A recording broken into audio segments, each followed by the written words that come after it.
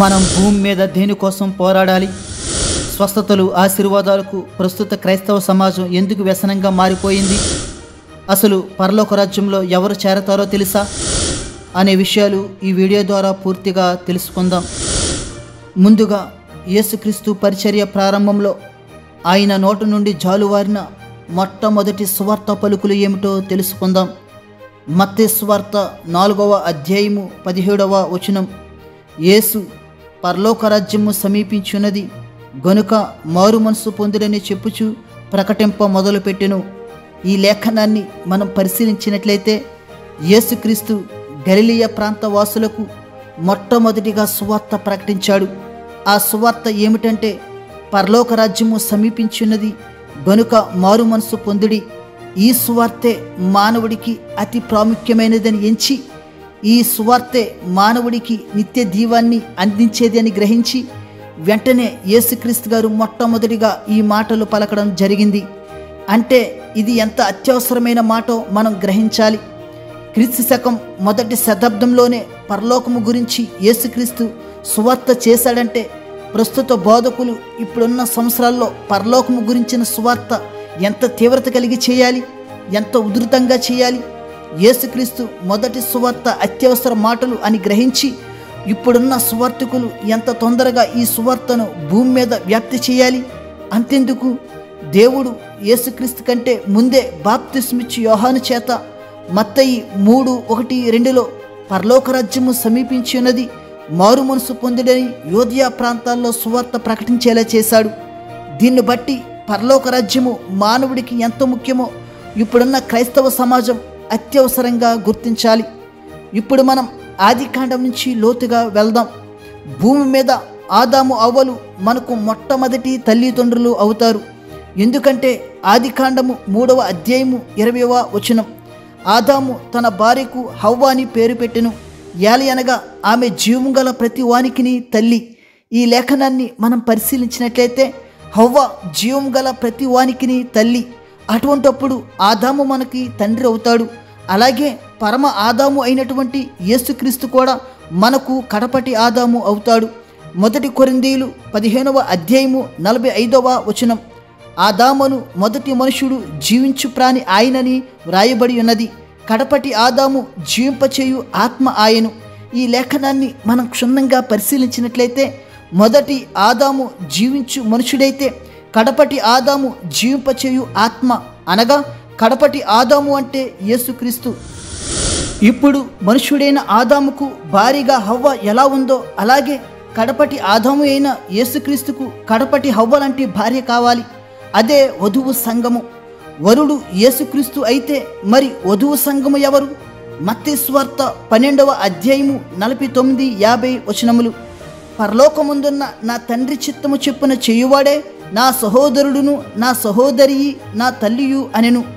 ఈ లేఖనాన్ని మనం క్షుణ్ణంగా పరిశీలించినట్లయితే ఎవరైతే పరలోకముందున్న తండ్రి చిత్త ప్రకారం ఈ భూమి మీద ఎవరు జీవిస్తారో వారే నా సహోదరుడు, నా సహోదరి, నా తల్లి అని యేసుక్రీస్తు గారు పలికారు.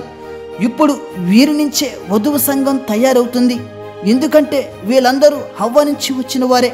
ఇప్పుడు కడపటి ఆదాము అయిన యేసుక్రీస్తుకు భూమి మీద తయారైన వధువు సంఘంతో గొర్రెపిల్ల వివాహ మహోత్సవం పరలోకంలో జరగబోతుంది. ప్రకటన గ్రంథము 19వ అధ్యాయము 7వ వచనం. గొర్రెపిల్ల వివాహోత్సవ సమయము వచ్చినది. ఈ విధంగా కడపటి ఆదామైన గొర్రెపిల్లతో కడపటి హవ్వ అయిన వధువు సంఘంతో రాబోయే కాలంలో వివాహ మహోత్సవము జరగబోతుంది. యేసుక్రీస్తు వధువు సంఘమును వివాహం చేసుకున్న తర్వాత తన భార్య అయిన వధువు సంఘమును ఒక తల్లిలా యేసుక్రీస్తు గారు చూసుకుంటారు. ఎందుకంటే మొదటి హవ్వ జీవం గల ప్రతి దానికి తల్లి. కాబట్టి రాబోయే కాలంలో పరలోకంలో పట్టపు రాజు అయిన యేసుక్రీస్తు, పట్టపు రాణి అయిన వధువు సంఘం కలిసి ఈ అనంత విశ్వాన్ని పరిపాలిస్తారు. అటువంటి వధువు సంఘంలో మనము చేర్చబడాలి అంటే పరలోక రాజ్యం కోసం ఈ భూమి మీద మనం సిద్ధపడాలి. లేకపోతే నరకం తప్పదు. కానీ ప్రస్తుత ప్రపంచంలో మానవుడు ఆయన రాజ్యాన్ని వెతకకుండా శరీరానికి సంబంధించిన వాటి కోసం పరిగెడుతున్నాడు. దీనికి కారణం ప్రస్తుత కొంతమంది దైవజనులు స్వస్థతలు, ఆశీర్వాదాలకు రాబోయే వధువు సంఘమును బానిస చేయడం వల్ల నేటి కాలంలో ప్రముఖ దైవజనులందరూ కూడా తమ తమ యూట్యూబ్ ఛానల్లో నేటి వాగ్దానాలు అని స్వస్థతలు ఆశీర్వాదాల గురించే బోధిస్తున్నారు. వీరిని అనుసరించి చిన్న చిన్న దైవజనులు కూడా ఆశీర్వాదాలు స్వస్థతల గురించే బోధిస్తున్నారు. పరలోకం సంపాదించుటకై మారు మనసు గురించి యేసుక్రీస్తు చేసిన మొదటి సువార్తను మర్చిపోయి ధనార్జన కోసం మానవుల బలహీనతను ఆధారం చేసుకుని వారిని మెప్పించే వాక్యాల్ని బోధిస్తున్నారు. ఈ తప్పు సంఘస్థులది కాదు, ముమ్మాటికి కొంతమంది దైవజనులదే. దైవజనుల నోట నుండి వచ్చు ప్రతి మాటను సంఘం నమ్ముతుంది. యేసుక్రీస్తు 12 మంది శిష్యులను సువార్త చేసే సమయంలో ఏ మాటలు ప్రకటించమన్నాడో తెలుసా? మత్తయి సువార్త 10వ అధ్యాయము 6-7 వచనములు. ఇజ్రాయేలు వంశంలోని నశించిన గొర్రెల యొద్దకే వెళ్ళుడి, వెళ్ళుచు పరలోక రాజ్యము సమీపించి ఉన్నదని ప్రకటించుడి. ఈ లేఖనంలో నశించిన గొర్రెల యొద్దకు వెళ్ళి వారికి పరలోక రాజ్యం సమీపించినదని సువార్త చేయండి అని 12 మంది శిష్యులకు యేసుక్రీస్తు గారు బోధించారు. కావున ఇప్పటి బోధకులు కూడా అదే సువార్తను ఖచ్చితంగా చేయాలి. అంటే మానవుడికి కావలసింది మొదటిగా పరలోకం. ఎందుకంటే గుడ్డివాడిగా ఉన్న పరలోకంలో చేరతాం, కుంటివారిగా ఉన్న పరలోకంలో చేరతాం, అనారోగ్యంతో ఉన్న పరలోకంలో చేరతాం. అలాగని నిత్యము స్వస్థతలు ఆశీర్వాదాలు అని మారు మనసు లేకుండా బ్రతికితే పరలోకం మనకు దక్కదు. కొలస్సీలకు రాసిన పత్రిక 3వ అధ్యాయము 2వ వచనం.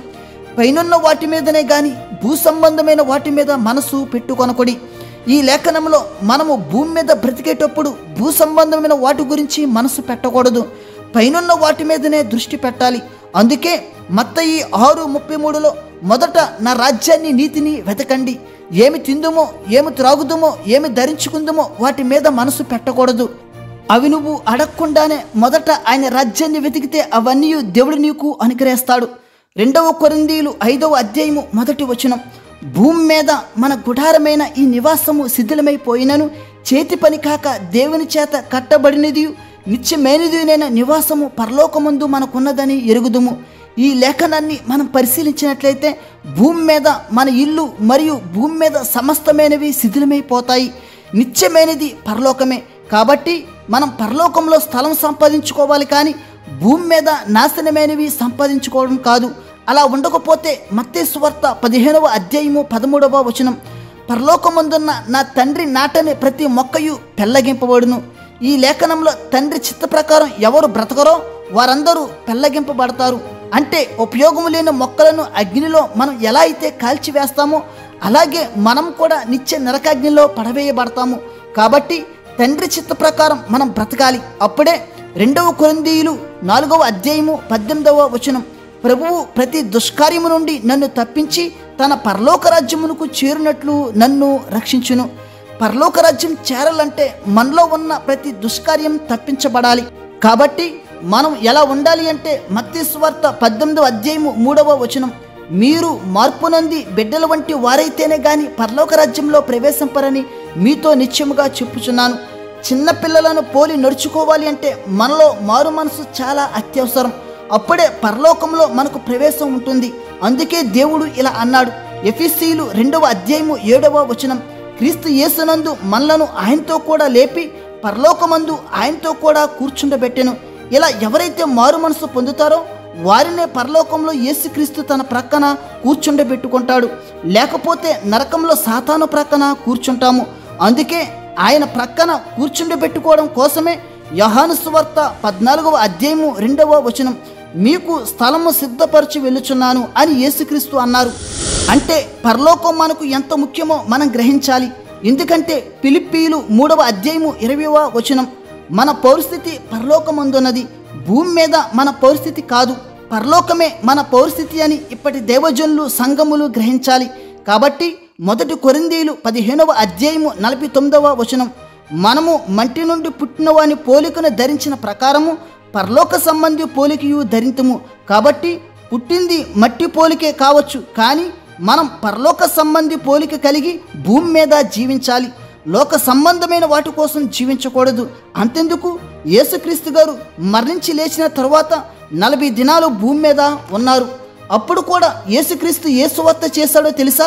అపోస్తల కార్యములు 1వ అధ్యాయము 3వ వచనం.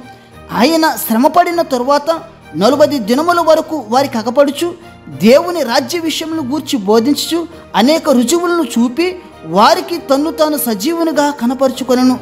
యేసుక్రీస్తు ఆరోహణమయ్యే ముందు రోజుల్లో కూడా పరలోక రాజ్య సువార్తను చేశారు. పాత నిబంధనలో పరలోకం గురించి 17 సార్లు, క్రొత్త నిబంధనలో పరలోకము గురించి 180 సార్లు ప్రస్తావించబడింది.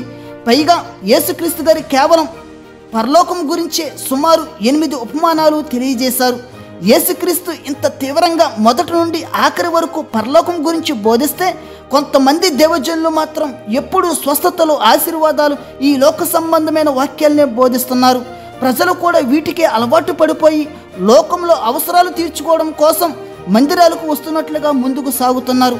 తస్మాత్ జాగ్రత్త, పరలోకం అనేది కొంతమందికే దక్కుతుంది, అందరికీ దక్కదు. ఎందుకంటే మత్తయి సువార్త 7వ అధ్యాయము 13, 14 వచనములు, ఇరుకు ద్వారమున ప్రవేశించుడి, నాశనముకు పోవు ద్వారము వెడల్పును, ఆ దారి విశాలమనే ఉన్నది, దాని ద్వారా ప్రవేశించువారు అనేకులు. జీవమునకు పోవు ద్వారము ఇరుకును, ఆ దారి సంకుచితమనే ఉన్నది, దాని కొనుగొనువారు కొందరే. ఇప్పటికే ఈ లేఖనం మీకు అర్థమయ్యే ఉంటుంది. పరలోకాన్ని కొనుగొనువారు కొందరే. ఆ కొందరిలో నీ ఉండాలని కోరుకుంటున్నాను. స్వస్థతలు, ఆశీర్వాదాలు, బోధల వైపు పరిగెత్తకుండా సత్యాన్ని తెలుసుకుందాం, సత్యాన్ని గ్రహిద్దాం, సత్యాన్ని కనుగొందాం, పరలోకంలో చేరదాం. దేవుడు మిమ్ములను, మీ కుటుంబములను దీవించునుగాక. ఆమేన్.